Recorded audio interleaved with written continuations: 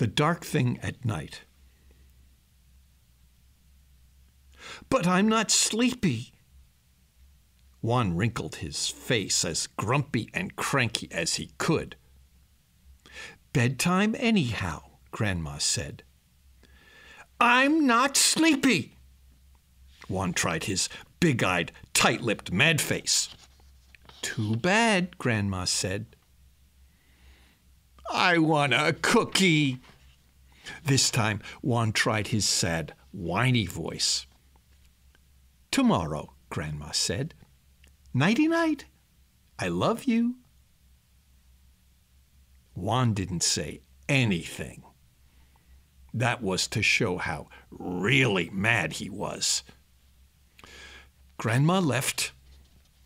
Juan heard her slow, bare feet creak on the wooden floors down the hall, heard her wash her face, heard the toilet squish, heard her bed springs creak.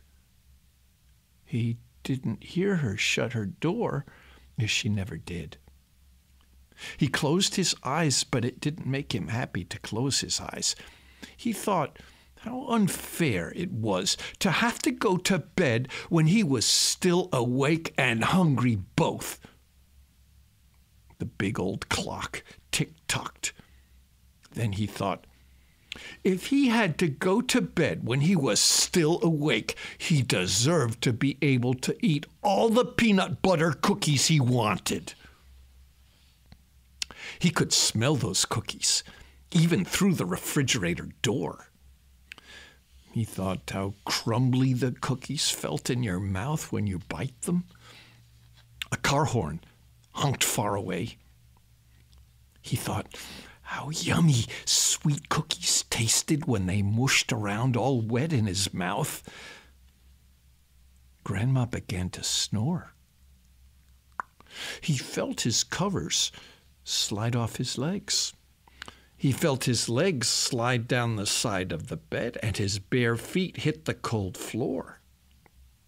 He tiptoed past Grandma's open door, even though she never heard much at night, but a light would quick jerk her awake fast as an eye blink. He didn't like the dark, but he liked peanut butter cookies more than he was scared of the dark. Then at the kitchen table sat something dark and big and still, but without a head. Juan froze stiff, held his breath, then sighed when through the dark he saw Grandma's sweater hung draped on the chair back. He breathed again and tiptoed ahead, but something moved by the window. The curtain rustled. Juan's heart felt fat, heavy, and hot. What if he moved and it saw him? Something dark did move, slowly came toward him. He wanted to scream for Grandma. Then it stopped. Meow, it said softly. Juan breathed again. Now he felt really hungry. He tiptoed to the refrigerator and eased the door open, but the light blasted out, and he gasped aloud. He listened, but he didn't hear Grandma's bed squeak. He peeked inside the refrigerator, a whole plate full of peanut butter cookies. He took just one, hoping the door closed fast enough that not too much light got to Grandma's room. Suddenly, a dim light flashed and disappeared. Where the light had been, a strange shape that shouldn't be there had moved. He hoped it was nothing and waited a minute. But then, when he moved the cookie toward his mouth, the strange dark shape moved again. Grandma had told him ghosts aren't real, and space aliens aren't real, and nightmare monsters aren't real. They're all just pretend. But it was night and dark, and what could he do? He felt his cookie hand shaking and saw the shadow shape move again and could just barely see the finger on his cookie hand moving straight out like a shaking gun.